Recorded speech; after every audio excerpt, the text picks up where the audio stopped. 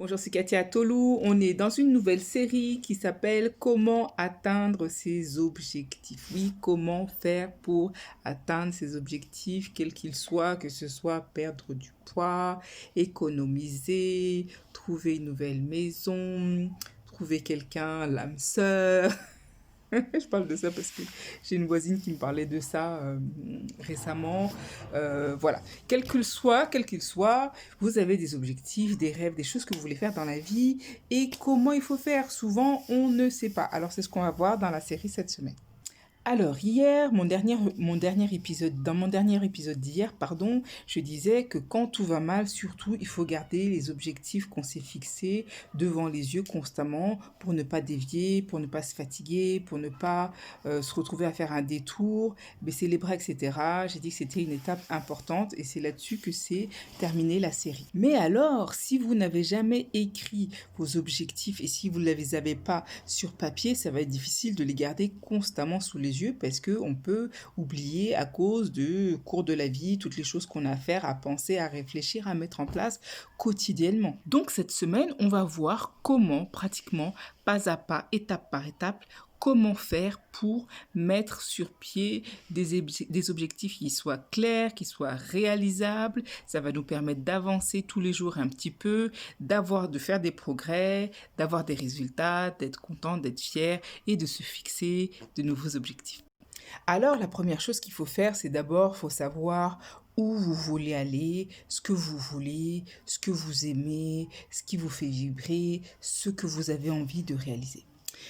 Donc, vous avez déjà une idée, il y a des choses que vous avez dans la tête depuis un bon moment. Et qu'est-ce qu'il faut faire? Il faut commencer par prendre une feuille de papier et écrire entre 50 et 100 choses que vous aimeriez faire dans votre vie.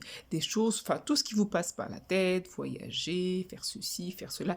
Écrivez tout entre 50 et 100.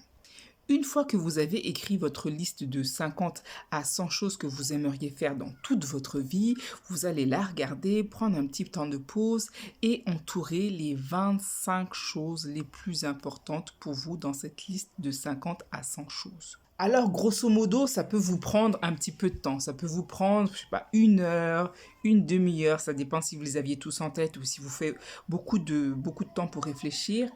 Quoi qu'il en soit, ayez du temps pour faire cette liste parce que c'est à partir de ça que vous allez vous baser pour pouvoir atteindre vos objectifs. Donc, une fois que vous avez entouré vos 25 choses favorites, les choses que vraiment celles-ci, elles sont importantes pour vous, vous allez en barrer 15. Vous ne devez rester qu'avec 10 choses maximum sur votre liste, c'est-à-dire 10 choses que vous voudriez voir s'accomplir en un an. 365 jours maximum pour 10 choses. Ça ne veut pas dire que les autres, il faut les jeter à la poubelle, mais ça veut dire que vous allez vous concentrer que c'est sur ces 10 maximum. Alors ne soyez pas frustrés, hein. Comme je disais, les autres, vous pourrez les faire plus tard, mais on va se concentrer d'abord sur les 10 plus importantes. Et à partir de demain, je vais vous faire passer par le processus étape par étape qui vous permettra d'atteindre vos 10 objectifs les plus importants.